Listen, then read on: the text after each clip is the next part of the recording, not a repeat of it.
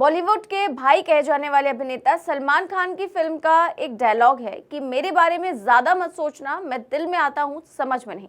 कुछ ऐसा ही हाल है बिहार की राजनीति के चाचा और सुशासन बाबू कहे जाने वाले मुख्यमंत्री नीतीश कुमार का। नीतीश कुमार भी दिमाग में नहीं आते हैं, सिर्फ और सिर्फ सत्ता में आते हैं। इसीलिए नीतीश कुमार के बारे में कुछ भी नहीं कहा जा सकता और ना ही कोई बड़ा दावा किया जा सकता है। लेकिन नीतीश कुमार भारतीय राजनीति की वो शख्सियत है जो लगातार चर्चाओं में बने रहते हैं और हर किसी को उनके अगले कदम का इंतजार रहता है। अब एक बार फिर से जब 2025 में बिहार में विधानसभा चुनाव होना है, तब नीतीश बाबू एक बार फिर सुर्खियों में बन गए। एक बार फिर ये उम्मीद लगाई जा रही है कि नीतीश कुमार चुनावी मौसम में फिर से बिहार में क्या कोई बड़ा खेल कर सकते हैं।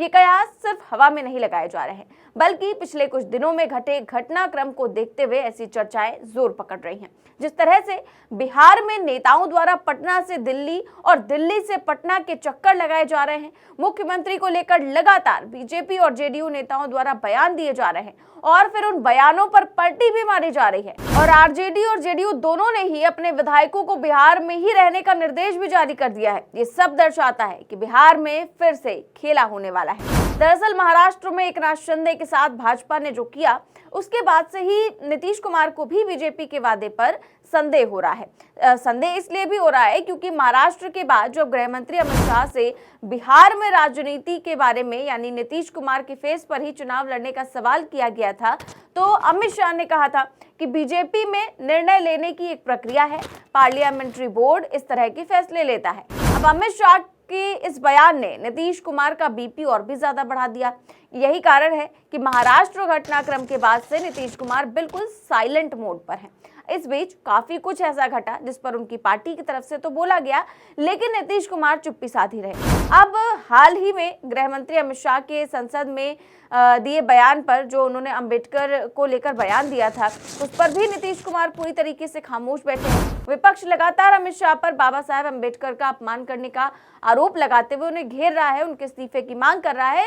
इसके साथ ही बिहार में दलित और महादलितों की सियासत करने वाले नीतीश कुमार को भी विपक्ष ने इस मामले में लपेटा हुआ है और एनडीए में बीजेपी का साथी होने के नाते नीतीश कुमार से भी सवाल किया गया कि जनता जानना चाहती है कि बाबा साहेब अंबेडकर के अपमान पर नीतीश कुमार बीजेपी के साथ हैं या फिर नहीं।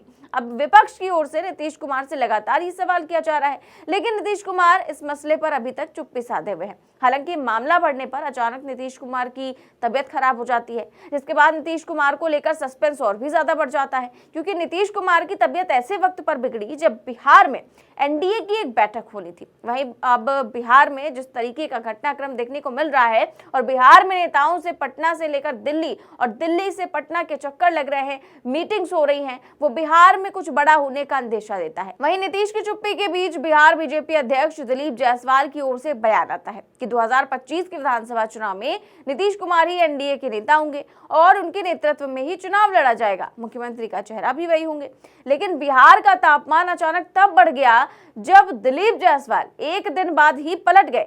एक दिन पहले तक नीतीश कुमार के नेतृत्व में चुनाव लड़ने की बात कहने वाले बिहार बीजेपी अध्यक्ष दिलीप जायसवाल की बोली अचानक से बदल गई। शनिवार को दिए गए अपने ताजा बयान में भाजपा प्रदेश अध्यक्ष ने पलटी मारते हुए कहा कि हम तो छोटे कद के नेता हैं, ये काम तो केंद्रीय नेतृत्व का है, हम लोग तो प्रदेश अध्यक्ष हैं, हमारा काम संगठन को मजबूत करना है, हमारी पार्टी के केंद्रीय नेतृत्व के स्तर पर ये सब बातें होती है। सबसे बड़ी बात, बीजेपी प्रदेश अध्यक्ष ने ये बातें एनडीए की बैठक के बाद कही।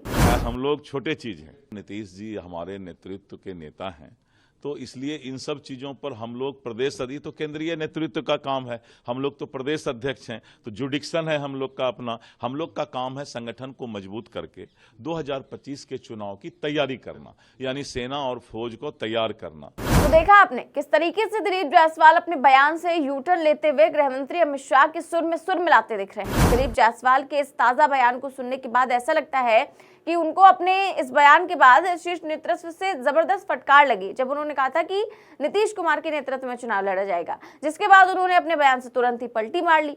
इससे पहले कई मौके पर बिहार बीजेपी के नेता कहते आए हैं कि नीतीश कुमार के नेतृत्व में बिहार चुनाव लड़ा जाएगा, लेकिन अब अचानक नेतृत्व को लेकर असमंजस की स्थिति पैदा हो गई है। है, जो कहीं ना कहीं ये दर्शाती है कि बिहार में आने वाले दिनों में फिर से कोई बड़ा खेल हो सकता है। वहीं एक और बीजेपी जहां बिहार में नीतीश कुमार का नाम फाइनल करने से अब कतराने लगी है, तो वहीं दूसरी ओर चर्चाएं ये भी है कि जेडीयू और आरजेडी के बीच बातचीत पनपने लगी है और चर्चाएं भी शुरू होने लगी हैं। जानकारी ये भी निकलकर सामने आ रही है कि जेडीयू और आरजेडी दोनों की ही ओर से अपने सभी विधायकों को पूरी सर्दियों भर बिहार में ही रहने का निर्देश दिया गया है, यानी उनसे बिहार से बाहर कहीं भी जाने को साफ मना किया गया है। जाहिर है कि जेडीयू और आरजेडी का ये निर्देश केवल यूं ही तो नहीं है। वहीं जिस तरीके से नीतीश कुमार लंबे वक्त से चुप्पी साधे हुए हैं और हर मसले पर खामोशी रखे हैं, वो भी कई सवाल खड़े करता है। नीतीश कुमार को जानने वाले ये बताते हैं कि नीतीश कुमार जब कुछ बड़ा करना होता है उनको, तो वो चुप हो जाते हैं और इस बार भी वो यही कर रहे हैं। वहीं केंद्रीय गृह मंत्री अमित शाह के इस कथन के बाद कि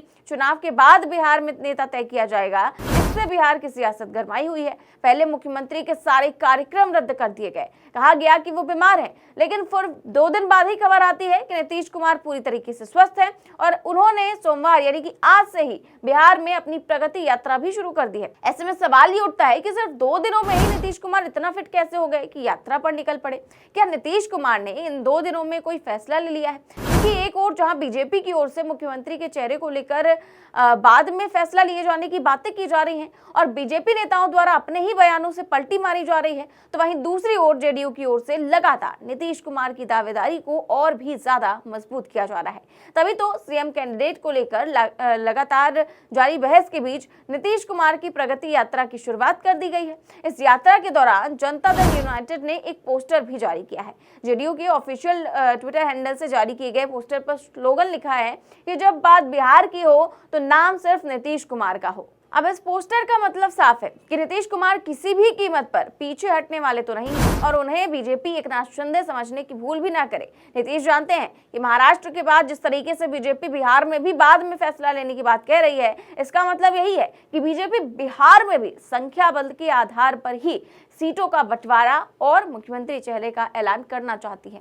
ऐसे में नीतीश जानते हैं कि बिहार में तो संख्या बल के लिहाज से उनकी पार्टी बीजेपी के मुकाबले करीब करीब आधे पर है। इसीलिए नीतीश चाहते हैं कि संख्या बल चाहे जिसका जितना हो, सीएम की कुर्सी को लेकर बीजेपी सार्वजनिक रूप से उनके नाम का ऐलान कर दे। जेडीयू ने इस पोस्टर के जरिए बीजेपी को इस बात का स्पष्ट संदेश भी दे दिया है और मौजूदा हालातों को देखते हुए इसमें कोई संदेह नहीं है कि नीतीश कुमार बीजेपी से नाराज हैं।